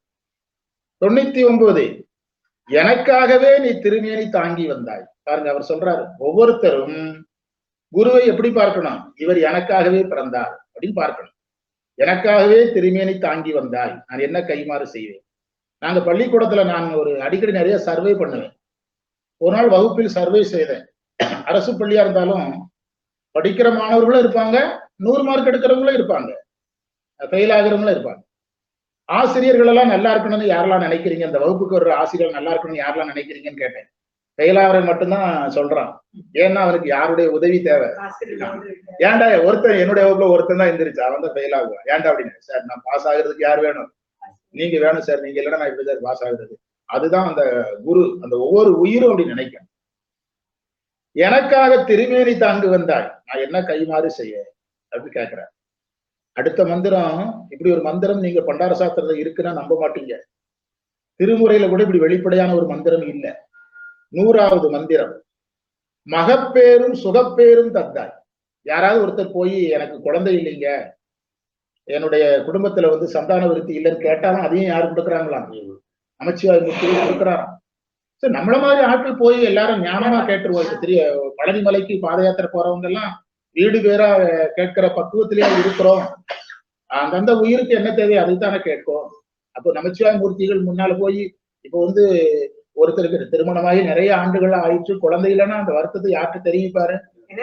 தெரிவிப்பார். எனக்கு தெரிஞ்சு நம்முடைய திருவாவடுதுறை ஆதீன அமைப்பாளர் ஒருவர் என்கிட்ட நேர்ல சொன்னது, அவருடைய மகளுக்கு திருமணமாக ரொம்ப தாமதமாயிற்று. அப்போ வந்து அவர் வந்து அமைப்பாளர் வந்து அவருடைய சீனியர்கிட்ட சொல்றாரு, இந்த மாதிரி ஃபேமிலி வேலைகள் நிறைய கிடக்குது, பிள்ளைகள் கல்யாணம் எல்லாம் நின்று கிடக்குது, அதனால கொஞ்சம் அதெல்லாம் முடிச்சுட்டு நான் என்ன பொறுப்புக்கு வரேன், இந்த அமைப்பாளர் பொறுப்புக்கு வர்றேன்னு சீனியரா இருக்கிற ஒரு அமைப்பாளர்கிட்ட சொல்றாரு. அப்போ அவர் சொல்றாரு, உன்னுடைய மகள் கல்யாணத்தை நமச்சிவாய மூர்த்தியில் நடத்தி வைப்பாரு, நீ எந்த வேலையை பாரு, அமைப்பாளர் வேலையை பாரு அப்படின்னு சொன்னாரு. நடந்ததுன்னு சொன்னார். அவரு அமைப்பாளர் இன்னும் இருக்கிறார். அமைப்பாளர் இன்னும் அமைப்பாளர் பொறுப்புல இருக்கிறாரு. பிள்ளைகள் எல்லாம் திருமணமாகி சந்தான விருத்தியோட நல்லா இருக்கிறார். குருன்னா நீங்க என்ன நினைச்சிட்டு, குருன்னா என்ன நினைச்சிட்டு, பாசனிக்கம் சிவபேரு, அது அப்படி கிடையாது. குருங்கிறவர் எல்லா கட்டத்திலும் என்ன செய்வார்? சிவம் எப்படி உங்க கூட எப்போதும் இருக்கிறதோ அதுபோல உங்களோட இருக்கிறவர் தான் யாரு? குரு. புரியுதா? ஏன்னா மகப்பேரும் சுகப்பேரும், அதுல அந்த தொடர் அப்படியே இருக்கு சார் அந்த மந்திரத்துல. மகப்பேரும் சுகப்பேரும் கைமாறு நீ கொடுத்தாய், கைமாறு கருதாமல் செய்கிறாய். அதாவது அம்பலவான தேசிகர் வந்து அந்த இடத்துல அவர் வந்து இன்னொரு சாதகனுக்கு கொடுத்தத யாருக்கு கொடுத்ததா எடுத்துக்கிறாரு? தனக்கு கொடுத்த. ஒருவேளை அவருடைய சீடர்களுக்கு அது நடந்திருக்கலாம், அவர் காலத்துல அவருக்கு அருளாசி பெற்றவங்களுக்கு நடந்திருக்கலாம். அது வந்து தன்னுடைய சீடனுக்கு நிகழ்ந்ததை தனக்கு நிகழ்ந்ததா, இன்னொரு ஆன்மாவுக்கு செய்ததை தனக்கு செய்ததாக அவர் அதை ஒருமைப்படுத்தி சொல்றார். 101வது மந்திரம், இருளில் இருக்கும் கண்போல் ஆணவ மலத்தில் என் அறிவுக்கு, ஆணவ மலத்தில் நான் இருந்தேன், என் அறிவுக்கு ஒப்பற்ற உதய மாலை சார்ந்து எழும் கதிரவன் போல நான் இருள்ல இருக்கிற கண்ணு மாதிரி இருந்தேன், நீங்க எனக்கு உதய காலத்து சூரியன் மாதிரி வந்தீங்க, அருணன் இந்திரன் திசை அணுகினன் என்று 101வது மந்திரத்துல சொல்றார். நான் என்ன கைமாறு செய்வேன்? அதுல 40க்கு மேற்பட்ட மந்திரம் இருக்குது. நான் 10 மந்திரம் தான் உங்களுக்கு சொல்ல போறேன். எத்தனை சொல்லியிருக்கிறேன்? 96ல இருந்து ஆரம்பிச்சேன். என்ன சில மந்திரம். 102வது மந்திரத்துல சொல்றார், உடலை பாதுகாத்தலையே நான் விரும்பி அதுக்கு உணவு தேடுறதுலயே நேரத்தை செலவழிச்சுக்கிட்டு இருந்தேன். இது என்னையே சொன்ன மாதிரி அப்படியே இருக்குது. புரியுதா? என்ன சொல்ற மாதிரியே தெரியுது. உணவு தேடுறதுல இருந்தேன், உன்னை தேடுவதற்கு நீ எனக்கு அருள் செய்தாய், அது என்ன கைமாறு செய்வேன்? 103, நிலையற்ற இன்பம், நிலையற்ற இன்ப நாட்ட மயக்கம் அறுத்தாய். நிலையற்ற இன்பத்துல நாட்டம் வராம பார்த்துக்கிட்ட, மயக்கத்தை அறுத்தாய், என்ன கைமாறு செய்வேன்? அருளை பற்றியே உயிர் ஊயும் என்பதால் எனக்காக திருமேனி கொண்டு வந்தாய். அதாவது திருமேனி கொண்டு போனால் ஒழிய இந்த உயிர் தப்பிக்காதுன்னு தெரிஞ்சு நீங்க எதுல வந்தீங்க? அருள் திருமேனில வந்தீங்க. நான் என்ன கைமாறு செய்வேன்? ஞானம் பெற மலரிட்டு நாங்கள் வழிபட திருமேனி கொண்டு வந்தாய். நீங்க திருமேனி கொண்டு வரலன்னா நாங்க ஞானம் பெறுவதற்காக சரியகிரிய யோகம் எல்லாம் குருவுக்கு முன்னால செய்ய முடியாது. இப்ப நம்ம திருமணத்துக்கு போனோம்னா நமச்சிவாய மூர்த்திகள் சந்நிதியில சிவாலயங்கள்ல நடக்கிற எல்லா செயல்களெல்லாம் நடக்கும்போது இதையெல்லாம் செய்யறதுக்கு அவர் எதுல வந்திருக்கணும்? உருவத்துல வந்ததுனாலதான் நமச்சிவாய மூர்த்திகளை வச்சு நம்ம பூஜிக்க முடியுது. அதையெல்லாம் அதுல பதிவு பண்ணிருக்கிறேன். நான் வந்து அந்த செய்யுள் 42 மந்திரம் சார். அது நான் அதுல இருந்து வெறும் செய்தியை தான் எடுத்திருக்கிறேன். செய்தியை எத்தனை வரியில, ஒவ்வொரு வரியில எடுத்திருக்கிறேன். அது நம்ம வாய்ப்பு இருக்கும்போது படிக்கலாம். புரியுதா? படிச்சோம்னா கண்ணீரே வந்துடும். அது நீங்க செய்யுள் வார்த்தையில படிச்சா கண்ணீரே வந்துடும். வார்த்தையோட படிக்கணும். உரை மட்டும்தான் சொல்லியிருக்கிறோம். எதற்காக அவ்வளவு தூரம் போனோம்? உரையாசிரியர் என்ன சொன்னாரு? திருவாவடுதுறை ஆதீன திருவாசக உரை, தண்டபாணி தேசிகர் உரை என்ன சொல்லிச்சு? இந்த பிறப்பு தாங்கள் குருவாக வந்து அடிமை கொள்ளும் தனிச்சிறப்புடன் கிடைத்தது. அடிமை கொள்ளும் தனிச்சிறப்புடன் கிடைத்தது. இந்த பிறப்பு வந்து சும்மா நீங்க குருவா வர்ற டைம்ல எனக்கு கிடைச்சிருக்கு. இன்னொரு பிறப்பு வந்தா நீங்க குருவா வருவீங்க, நான் எதா வருவேன்னு தெரியாத. இல்ல மறைமலடிகள் போன்றவங்க திருவாசக உரையில சொல்றாங்கல்ல, அந்த புல்லாகி கூடா என்ற பிறப்பு வரிசை வந்து அதுல இருக்கிற மாதிரி வரும்னு நினைச்சிடாதீங்க. பிறப்புகள் வினைக்கேற்றபடி மாறுங்கிறதுனாலதான் மாணிக்கவாசகர் என்ன செய்கிறார், அந்த வரிசை முறைகளை மாற்றி சொல்லுகிறார் அப்படின்னு உரையாசிரியர்கள் சொல்றாங்க. அதனால வாய்த்தது நம் தமக்கு என்று கேட்கிறார். சரியா? அடுத்தது பப்பு. பப்பு என்றால் பரபரப்பு. அதற்கு பொருள் சொல்றாரு உரையாசிரியர். அமைதி இல்லாது பறத்தல், அவசரப்படுதல். அமைதி இல்லாது பறத்தல், அவசரப்படுதல். உணரும் எனது தெளிதல் நிகழும் போது இந்த பரபரப்பு இருந்தால், உரையாசிரியர் சொல்றாருங்க, பப்பர்னு ஏன் மாணிக்க வாசகர் சொன்னாருன்னு கேட்பீங்கல்ல, அதுக்கு சொல்றாரு. தெளிதல் நிகழ்ந்துகிட்டு இருக்கும் போது உங்ககிட்ட பரபரப்பு இருந்தா நீங்க ஆழ்ந்து சிந்திக்க முடியாது. ஆழ்ந்து சிந்திக்க முடியாது. அதனாலதான் நீங்க எந்த வகுப்புக்கு போனாலும் ஆசிரியர்கள் உங்களிடத்துல எதை வேண்டாங்கிறாங்க, இந்த பரபரப்பு வேண்டாம், அவசரப்படாதீங்க, நேரத்துக்கு வகுப்புக்கு வாங்க, வகுப்பு முடிவு வரைக்கும் இருங்க, அவசரப்படாதீங்க, பதறாதீங்க அப்படி சொல்றது எதனாலதான்? இதுக்காகத்தான். ஆமா, தெளிவு வராது, ஆழ்ந்து சிந்திக்க முடியாது. அதைத்தான் மாணிக்கவாசகர் இடத்துல வேகம் கெடுத்தாண்ட வேந்தனடி போற்றி, அதை பிரமாணமா கொடுத்திருக்கிறார் உரையாசிரியர். வேகம் கெடுத்தாண்ட வேந்தனடி. பழைய உரை. பழைய உரையில இந்த பப்பு அரும்போதுதான் உண்மையான நெட்டை கைகூடும். பப்பு அரும்போதுதான் நெட்டை கைகூடும். நெட்டை கைகூடுதல்னா சிவானுபவத்தை அனுபவிக்கலாம். நீங்க பரபரப்புல இருந்தீங்கன்னா என்ன கூடாது? நெட்டை கை. நீங்க ஒண்ணும் இல்ல, நீங்க சமயத்துறையை விட்டுருங்க சார். பேங்க்ல நீங்க பரபரப்பா இருந்தா பணம் தர மாட்டாங்க. நல்ல கூட்டமா இருந்தா என்ன சொல்லுவார், பாஸ்புக் கொடுத்துட்டு என்ன செய்யுங்க, நீங்க உட்காருங்களான்னு பாப்பாரு. நீங்க எந்திரிச்சு நின்றுகிட்டே இருந்தா அவங்க கோவப்பட்டுருவாங்க. பள்ளிக்கூடத்திலே என்ன நடைமுறைனா, நல்ல மாணவன் இரு என இருந்து சொல்லன சொல்லி போ என போதல் என்மனார் புலவர்னு நன்னூல்ல சொல்லியிருக்குது. முதல்ல என்ன பழக்கம் வரணும்? உட்காரணும். எது குறையணும்? பரபரப்பு. ரேஷன் கடையில கூட நீங்க பரபரப்பா இருந்தா ரேஷன் வாங்க முடியாது, பேங்க்ல பணம் வாங்க முடியாது, பள்ளிக்கூடத்துல படிக்க முடியாது. மளிகை கடையில அவசரப்பட்டீங்கன்னா வேற கடைக்கு போயிடுங்க சார், டென்ஷன் பண்ணாதீங்க, வரிசையா நான் கூப்பிடுறேன்னு சொல்லுவாரா இல்லையா? உண்டா இல்லையா? அதனால எது போகணும்? பரபரப்பு போகணும். இந்த இடத்துல உரையாசிரியர் ஒரு அரிய செய்தியை சொல்றார். பல உரைகள்ல இந்த இடத்துல வந்து நிறைய பேர் உரைகளை நான் படிச்சு பார்த்தேன் அப்படின்னு சொல்றார். படிச்சு பார்த்துட்டு அதை தொகுத்து ஒரு செய்தியா சொல்றேன், வாங்கிடுங்கிறாரு. பரபரப்பு விடணும், அமைதியாகணும், அடிமையா தியானிக்கணும், நிட்டை கூடிய அடியார ஆகணும். புரியுதா? அதாவது அவர்கள் பாசம் நீக்கி கொண்டவர்கள். இதுதான் இதற்கான மரபு உரை. இது அல்லாம வேற செய்தி சொன்னா நீங்க என்ன செய்த வேண்டான்ட்டாரு, எடுத்துக்கொள்ள வேண்டாம். இதுதான் மரபு உரை. அதாவது பழைய உரை பப்பர என்பதற்கெல்லாம் சுருக்கமான பொருள் என்னன்னா, பரபரப்பை விடணும், முதல்ல அமைதியாகணும். அதுதான் நம்ம ஒரு இடத்துல உட்காருன்னு சொல்றது. அதனால பேங்க்ல எதுக்கு அவ்வளவு சேர் போட்டு வச்சிருக்காங்க? நீங்க நின்றுட்டு இருந்தா அவங்க வேலையே நடக்காது. முதல்ல புரியுதா? அமைதியா இரு. எனது அடிமையா இருந்து தியானம் பண்ணு. தியானம் எல்லாரும் பண்ணுவாங்க, அடிமையா இருந்து தியானம் பண்ணணும். நெட்டை கூடிய அடியார் ஆகணும், பாசம் நீக்கி கொண்ட நிலை வரும் என்று அதையெல்லாம் தொகுத்து சொல்லுகிறேன் என்று சொல்லுகிறார். இப்போது திடீர் என்று பழைய உரையாசிரியர் எந்த வார்த்தையை எடுத்து பயன்படுத்தினாரு? நெட்டை. அந்த பப்பரங்கிறது பேசின உடனே நெட்டைங்கிற வார்த்தையை பயன்படுத்தினார். நெட்டைக்காக நாம பண்டாரசாத்திரத்திலிருந்து சில பிரமாணங்களை பார்த்தோம்னா முற்றிலும் உரையாசிரியர் கருத்து தான், பிரமாணங்களே கிடையாது. உரையாசிரியர் சொல்றத சொல்லிட்டு அப்படியே வெளியே வந்துடலாம். இப்போ நெட்டைக்காக சில மந்திரங்களை பார்க்க போறோம். அதற்கு ஒரு நூல் பண்டார சாத்திரத்தில் இருக்குது, நெட்டை விளக்கம்னு ஒரு நூல். நெட்டை விளக்கம் ஒவ்வொரு வரியில தான் சொல்லுவேன், நல்லா இருக்கும், திருவாசகம் கேட்ட மாதிரியே இருக்கும், பயந்துராதீங்க. புரியுதா? எனக்கு தெரிஞ்சு பண்டார சாத்திரத்துக்கும் திருவாசகத்துக்கும் பெரிய வேற்றுமை இருக்கிற மாதிரி எனக்கு தெரியல. ஆமா, நெட்டை விளக்கம்ங்கிற நூல்ல 17வது மந்திரம் என்ன சொல்லுதுன்னு எழுதிடுங்க. குரு தரும் ஞானத்தினால்தான் பேரின்பம் வரும். அதுல நீ அழுந்துனா அதுக்கு பேரு நெட்டை. நெட்டைனா என்னதுன்னு கேட்டா, நமக்கு விளக்குவதற்கு எனது உபாய நெட்டை, நெட்டை விளக்கம் அப்படின்னு அம்பலவான தேசிகர் எழுதியிருக்கிறார். நெட்டை சம்பந்தமான சந்தேகங்களை தீர்க்கிறது சாதாரண விஷயம் கிடையாது. அவர் அனுபவிச்சு சொல்றார். முதல் மந்திரத்துல என்ன சொன்னாரு? குரு தர்ற ஞானத்தினால பேரின்பம் வரும், அதுல அழுந்து, அதுக்கு பேர் தான் நெட்டை.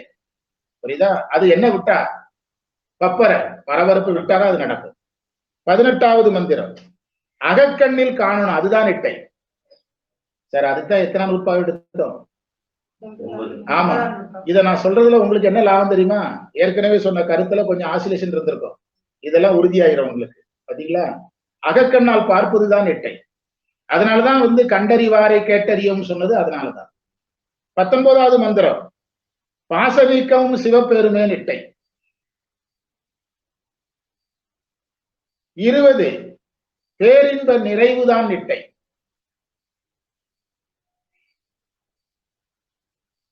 21 கருவிகளையும் அகக்கருவி புறக்கருவிகளை கடந்து அருளில் அழுந்துதல் நிட்டை.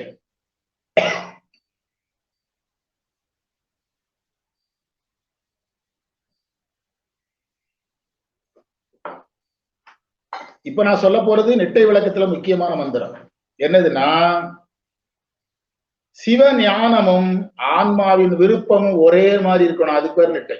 இது ஒரு புதிய கான்செப்ட்.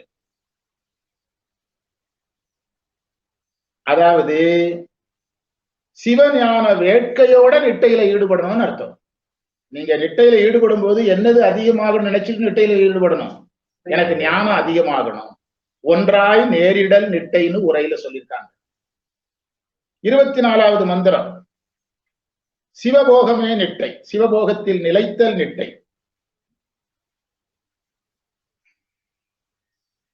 25 முத்தியை தருகின்ற மகா வாக்கியத்தை குருவால் பெறுவது நிட்டை. மகா வாக்கியம் அத மாதிரி இந்த வேதம் சொல்லுகிற மகா வாக்கியம் ராகம் பிரம்மாஸ்மி இந்த மாதிரி வேத வாக்கியங்களை யார் மூலமா வாங்குறது? குருவார். அந்த மாபாடியத்துல பாயிரத்துல வருங்களா சார், பெரும்பெயர் கடவுள், பெரும்பெயர்னா மகா வாக்கியம். அந்த மகா வாக்கிய பொருளை யார் மூலமா கேட்டிருக்கணும்? அதுதான் நிட்டை. 26 நேற்று கடந்த வகுப்புல சொல்லியிருக்கிறோம், ஓவியம் ஓவியம் ஓவியம் கைவசமா இருக்குது, நீ இறைவனுடைய கைவசமான அது பேர் நிட்டை. இனி முற்றிலும் உரைப்பகுதி, அது பிரமாணங்கள் வராது, பயந்துகிடாதீங்க. இது எத்தனை பண்டார சாத்திரம் தான் சார் சொல்லுவார் நம்மள. பண்டார சாத்திரம் படிக்காம இந்த பிறவி முடிஞ்சிடக்கூடாதுன்னு வேண்டுங்க. எனக்கு தெரிஞ்சு மிக சிறந்த விண்ணப்பம்னு கேட்டா எதுதான், இந்த பிறவியில எனக்கு என்னது புரியணும்?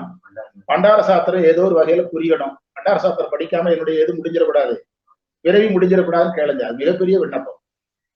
சரி, உள்ள வாங்க. இப்ப உரையாசிரியர் சொல்றதை வேகமா பார்க்குவோம். பந்தனை கட்டு அனாதியே பந்தித்த இருள்மலம் வினை நுகர உதவும் மாயை நுகரப்படும் வினை, இவையெல்லாம் பந்தனை என்ற பொது சொல்லால் கொள்ளப்படும். பந்தனைனா ஆணவத்தை குறிக்கும், கண்மத்தை குறிக்கும், மாயையை குறிக்கும் என்று உரையாசிரியர் சொல்றார். பப்பர என்றதால் கண்மக்கட்டு இலார். பப்பு இருக்குன்னா கண்மம் இருக்குன்னு அர்த்தம். பப்பு அறன்னா வினை இல்லை, ஆணவமல வாசனை கூட அவங்களுக்கு பெரிய அளவுல இல்லைன்னு அர்த்தம். அவர்கள் சிவமாக்கப்பட்டவர். சரி சார், இப்ப எத்தனாவது மந்திரம் போயிட்டு இருக்குது? 6வது மந்திரத்துல உரையாசிரியர் எந்த வார்த்தையை பயன்படுத்துறாரு? அவர்கள் வினையிலிருந்து விடுபட்டாச்சு, ஆணவமல வாசனையே இல்லைங்கிறாரு. அப்போ நிச்சயமா யாருதான்? அதுவானவர்கள் அப்படின்னு உரை சொல்லுது. சிவமான நிலைக்கு போயிட்டாங்க.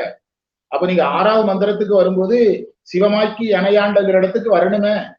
நீங்க அதை எதை வச்சுதான் வர முடியும்? உரையை வைத்து, சித்தாந்தத்தை வைத்து, பண்டார சாத்திரத்தை வச்சு நீங்க அந்த இடத்துக்கு வரணும். புரியுதா? சிவமாம் தன்மை பெற்றவர். அடுத்தது அது இந்த நிலையில் இருப்பவர்கள் உலக வசப்பட மாட்டார்கள். இந்த நிலையில் இருப்பவர்கள் உலக வசப்பட மாட்டார்கள்.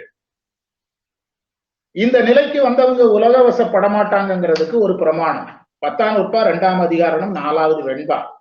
அவர் திரள் நீங்கார், அவர் திரள் நீங்கார். சரியா? அவர்கள் உடைப்பெயர்ச்சி இல்லார், மற்ற ஈண்டு வாரா நெறியாகிய மீண்டு வாரா நெறியாகிய வீட்டு நெறிக்கு நிற்கக்கூடிய முக்தர்கள்.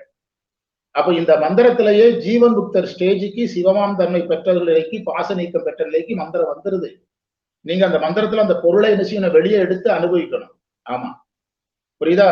அந்த வெறும் சொற்பொருள் மட்டுமே நாம பார்த்துக்கிட்டு இருந்தோம்னா இதுல இந்த ஜீவன்முக்த நிலை, சிவமான நிலை, கண்மம் நீங்கிய நிலை, ஆணவம் நீங்கிய நிலை, பற்றற்ற நிலை, நெட்டை நிலை, பேரின்ப நிலை, சிவபோக நிலை, அருள் நிலை, அருளில் அழுந்து நிலை, இந்த நிலையெல்லாம் என்னது பார்க்க முடியாம போயிடும். ரொம்ப கவனமா படிக்கும். புரியுதா? அப்பந்தனை அறுத்தார் என்பதை மீண்டும் ஆசிரியர் எடுத்து சொல்றாரு. நிலத்து பிறந்தார், கட்டு விடுவதால் மீண்டும் பிறந்து சாதித்து, கட்டு விடுவதற்காக மீண்டும் பிறந்து சாதித்து அருளால் ஞானப்பற்றை விட்டவர்கள். புரியுதா? அருளால் ஞானப்பற்றை விட்டவர்கள். அதுக்கு நான் ஒரு வெண்பா ஆரம்பத்திலே சொல்லிட்டேன். தவம் செய்தார், தவலோகம் சார்ந்து பவம் செய்து பற்றறுப்பாராக. 8ஆம் நூற்பா 1வது அதிகரணம் 1வது வெண்பா. அதுல மாபாடியத்துல சிவஞான முனிவர் அந்த வெண்பாவுக்கு சொல்றாரு, தவமுதிர்ச்சி உடையார்க்கு அன்றி கூடாது என்பார் தவம் செய்தார் என்றார் அப்படின்னாரு. அதாவது தவ முதிர்ச்சி இல்லைன்னா வேறு உலகத்திற்கு போயிட்டு அவர்கள் இந்த பிறப்பை என்ன செய்து கொள்ள முடியாது, இங்க பிறக்கிறதுனாலேயே முடித்துக் கொள்ள முடியாது. என்ன செஞ்சிருக்கணும்? தவம் செஞ்சிருக்கணும் என்று சொல்லுகிறார். மைப்புறு கண்ணியர் மானுடத்து இயல்பின் வணங்குகின்றார். அந்த பகுதிக்கு வந்துட்டோம். சரியா? இன்னும் ஒரு 6 அல்லது 7 நிமிடத்தில் நிறைவு பண்றோம். மைப்புறு கண்ணியர் மானுடத்து இயல்பின் வணங்குகின்றார். பாசபந்தம் விட்டு சிவனை உணரும் சிவஞானியர் பாசம் நீங்கிய தேவர். தேவர்கள்லயும் பாசம் நீங்கி இருக்கிறாங்க, மறந்துடாதீங்க. தேவாரம் படிக்கும் போது சில இடங்கள்ல வருகிறது. தேவர் மனிதர் போல் மகளிர் இயல்பில் வணங்குகின்றனர். என்ன இயல்புல? மகளிர் இயல்பு. மகளிர் இயல்புனா என்னது? இறைவன் தலைவன், நான் ஆன்மா. அகத்துறை வழிபாடு. ஒரே வார்த்தை, அகத்துறை வழிபாடு. புரியல சார் எனக்கு. வீட்டுல போய் கொஞ்சம் நான் யோசிக்கிறதுக்கு ஏதாவது ஐடியா சொல்லுங்க. திருவருட்பயன் 72. திருவருட்பயன் 72. இருவர் மடந்தையர்க்கு என்பயன் இன்பு உண்டாம் ஒருவன் ஒருத்தி உரி. என்ன அர்த்தம்? ஆன்மா என்ற பெண்ணும் அம்மை என்ற பெண்ணும் சேரும்போது அம்மை அருளைதான் கொடுக்கும், சிவபோகம் கிடையாது. ஆன்மா என்கிற பெண் சிவம் என்ற பொருளை, பரம்பொருளை அடையும் போதுதான் சிவபோகம் என்பது ஆன்மாவுக்கு கிடைக்கும். ஆன்மாவும் பெண்ணு, அம்மையும் பெண்ணு, அருள் தான் கிடைக்கும். ஆன்மாங்கிறது பெண்ணா இருக்கணும், இறைவன்கிறது ஆணா இருக்கணும், சிவபோகம் கிடைக்கும் அப்படின்னு உமாபதி சிவன் சொல்றாங்க. அதைத்தான் இங்க பாக்குறோம். அப்போ நீங்க யாரா மாறணும்? நீங்க ஆன்மா பெண்ணாகணும், இறைவன் ஆணா சரியணும், அகத்துறை காதலன் காதலி நிலை வாழும். சரியா? அந்த இடத்துலதான் நான் அந்த மந்திரத்தை எடுத்தேன். சொன்மாலை பயிலும் குயிலினங்கள் 4ஆம் திருமுறை 12. இப்ப ஒரு கடந்த மாசம் தான் படிச்சோம். 4ஆம் திருமுறை திருப்பழனம் 12வது பதிகத்துல அந்த மந்திரத்தை நான் வேற ஒரு கோணத்துல பார்த்தேன் இந்த திருவாசகத்துக்காக. என்ன கோணம்னா, பொன்மாலை மார்பன் என் புது நலங்கண்டு இகழ்வானோ. பொன்மாலை மார்பன். புரியுதா? இறைவனை அப்பர் யாரா பார்க்கிறாரு? தன்னை பெண்ணாகவும் இறைவனை ஆணாகவும் பார்க்கிறார். எல்லா மந்திரங்களும் எனது இகழ்வானோ ஒளிவானோ என்று எந்த பால்ல முடியுது? ஆண்பால்ல முடியுது. நம்ம நடத்தும்போது இந்த கோணத்துல பார்க்கல. கண்டபாணி தேசியர் உரையை படிக்கும் போது நமக்கு இப்படி பார்க்க தோணுது, அந்த பதியத்தை இப்படி பார்க்க தோணுது. அதுல 2வது மந்திரம் சொல்லுது, கொண்டனால் தானறியான் தானறியான் குறிக்கொள்ளாது ஒளிவானோ.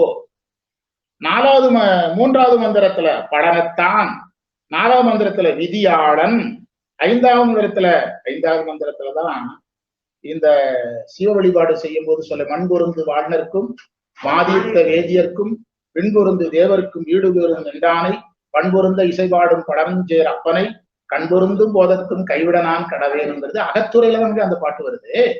அகத்துறை தான் உயர்ந்த பாடல், அதை நம்ம பார்க்கிறோம். 6வது மந்திரத்துல சொன்னாரு அப்பரு, கொன்றைத்தார் அருளாது ஒளிவானோ. கொன்றமால தராம விடுவானா? தந்துருவான் அப்படிங்கிறாரு. என்ன துறை? அப்படியே இருக்குங்கிறத பாருங்க. அதாவது திருவாசகம், திருவாசக உரை, சித்தாந்தம், பண்டார சாத்திரம், இப்போ திருமுறை. நீங்க ஒரு திருமுறை பாடினாலும் இந்த ஸ்டேஜ் வச்சிருங்க. அதுல என்னெல்லாம் இருக்கணும்? உரை இருக்கணும், சித்தாந்தம் இருக்கணும், பண்டார சாத்திரம் இருக்கணும், திருமுறை இருக்கணும். அதனாலதான் அப்பருக்கு வந்தோம். நமக்கு கடந்த வகுப்புல தண்டபாணி உரையில ஒரு செய்தியை சொல்லியிருக்கிறாரு, அப்பர் தேவாரத்தில் காண்க. நம்ம அதை பார்க்கணுங்கிறதுக்காக சில மந்திரங்களை குறிப்பிட்டு சொன்னோம். திருமுறையையும் அதுல வேறு திருமுறைகளை இணைக்கணும். அதுக்காக நீங்க இனிமேல் எந்த கோணத்துல எதை பாருங்க? இந்த சொன்மாலைங்கிறத இந்த கோணத்துல பாருங்க. 5 நிமிடம் நிறைவு பண்றோம். மானுடத்து இயல்பின் மைப்புறு கண்ணியர் முதல்வன் உண்டு. அதாவது மானுட இயல்புனா என்னதுன்னா அகத்துறை மட்டுமே கிடையாது. என்ன கான்செப்ட் உள்வாங்கி இருக்கணும்னா முதல்வன் ஒருத்தர் இருக்கிறான், நான் யாரா இருக்கிறேன், அதுதான் நான் அடிமையா இருக்கிறேன், எப்போதும் நான் உணர்தல் நிலையில இருக்கிறேன். நான் முதல்ல சாலோகம் பண்ணேன், சரியை பண்ணேன் சாலோகம், இதெல்லாம் இந்த உரையில இருக்குது. கிரியை பண்ண சாமீபம், அடுத்தது யோகம் பண்ண சாரூபம். நான் இப்ப சாயுச்சியத்துக்காக இந்த மார்க்கத்துல நிற்கிறேன். என்ன மார்க்கத்துல? அகத்துறை மார்க்கத்துல நிற்கிறேன், குருசியுடன் ஞான மார்க்கத்துல நிற்கிறேன். எனவே நீயும் நானுமாய் ஏக போகமாய் இருக்கிற இடம், ஊன் கெட்டு உயிர் கெட்டு உணர்வு கெட்டு என் உள்ளமும் போய் நான் கெட்ட பாடுகின்ற இடம், திரிபுடி அற்ற இடம், நான் பெண் சிவன் மணாளன் ஞான நெறியில் நிற்கின்ற இடம் இது. அதனால் சிவன் காதலன், நான் காதலி என்று வழிபடுகின்ற இடம். அதுதான் அதற்கு பொருத்தமாதான் மாணிக்கவாசகர் அணங்கின் மணவாளனார். ஒரு நானும் நீயும் இதே மாதிரிதான் இருக்கிறோம், நீயும் உன்னுடைய தேவியும் அதே மாதிரிதான் இருக்கிறீங்க. ஒருவேளை என்னுடைய இந்த கருத்து உனக்கு மறந்து போனா கூட உங்க குடும்பத்தை கொஞ்சம் என்ன செய்ய வாரு என்று சொல்வது போல இருக்கிறது. ஆசிரியர் நிறைவுரை சொல்றார். சிவஞானியர் மாலாதியர் மக்களில் பெண்கள் இயல்பில் வணங்கி மறைப்பில் விடுபடல் கூறப்பட்டுள்ளது. மாணிக்க வாசகருக்கு அருள் சுரந்து ஆட்கொண்டது. சித்தியார்ல ஒரு பாடல் இருக்குது, நம்ம ஏதோ ஒரு நேரத்துல பிரமாணமா எடுக்கலாம். அந்த பசுவின் மடியில் பால் சுரப்பது போல இறைவன் அருள் சுரப்பான்னு ஒரு பாட்டு இருக்கு, ஒரு மந்திரத்துல கடைசியில வருது. நேற்றைய வகுப்புல நான் ஒரு செய்தி சொன்னேன். என்ன நாயனார் பார்த்துட்டு இருக்கிறோம்? சிறு தொண்டருக்கு அடுத்து களரிட்டறிவார் நாயனார் புராணத்துக்கு முன்பு சிறு தொண்ட நாயனார் புராணம். இதெல்லாம் இந்த திருப்பள்ளி எழுச்சி பற்றிய செய்திகளோட பாடல் வந்ததுல எந்த மந்திரத்துல? திருப்பள்ளி எழுச்சியோட உடைய செய்திகள். இதை நாம நம்முடைய திருவாசக உரையில சேர்க்கணும்னு சொன்னோம். அதை நம்ம சேர்த்துக்கலாம், நிறைய முக்கியமான மந்திரங்கள் வருதுன்னு சொன்னேன். தொடங்கலையா? நம்ம தொடங்கி தானே விட்டுருக்கிறோம். அப்ப சிறு தொண்ட நாயனார் புராணத்துல வருது, அதுக்கு முந்தைய உட்கார்ந்து நாயனார் புராணத்துலதான் வருகிறது. சரி. அதனால மறைப்பால் விடுபடல் கூறப்பட்டுள்ளது. மாணிக்க வாசகருக்கு அருள் சுரந்து ஆட்கொண்டது கூறப்பட்டுவதாலும் இது என்ன சுத்தி? குரோதான சுத்தி என்று சொல்லி நாம் குரு வணக்கம் சொல்லி நிறைவு செய்வோம். நாம் இப்போது பஞ்சாக்ர தேசிகர் மாலையில 8வது மந்திரத்தை சொல்லுகிறோம். 8வது மந்திரம். நின்னருள் நோக்கினுக்கு எவ்வளவேனும் நெகிழ்ந்துருகாது என்னுடைய வன்மனம் பின்னார் விழிக்கடைக்கு எண்ணில் அந்தோ வன்னியின் நேர்மெழுகாய் உருகானிக்கும் ஆயமென்னே சென்னறியாய் நின்ற தேவே பஞ்சாக்கர தேசிகனே அப்படி சொல்றார் என்று குருவருள் மந்திரத்தை சொல்லி குருமணி மாலை என்ற நூலில் 17வது மந்திரத்தை சொல்லி நிறைவு செய்வோம்.